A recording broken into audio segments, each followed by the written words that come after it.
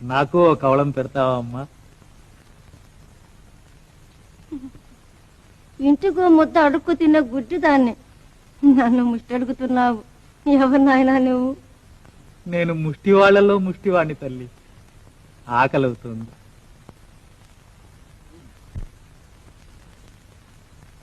ఈనాటికి నాకు ఒకరికి పెట్టే భాగ్యం ఇచ్చావా తండ్రి? మహారాజుగా తిన్నాయన. ఇదే మా కమ్మగా ఉంటుంది.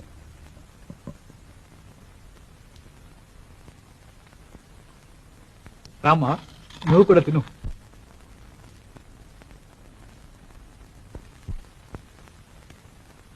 మీకోసం పలహారాలు తెచ్చి మీరు స్వీకరిస్తే చాలని ఇంతమంది కాచుకుంటే కాదని ఈ ముసుకుడు కోరి తింటున్నారా స్వామి?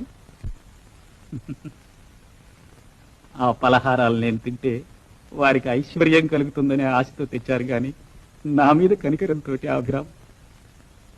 ఈ మహాతల్లి నేనెవరో ఎరగదే ఆకలమ్మాని చెయ్యి దాచగాని జాలితో తన తిండి నాకు పెట్టింది.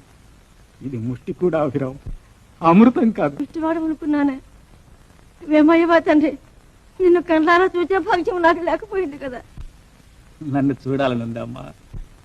నీ వంటి మహాత్ముని చూడటానికి ఈ కపోతు రోజుకోవద్దా తండ్రి? చూడమ్మా, నేను నీ వంటి మనిషిని.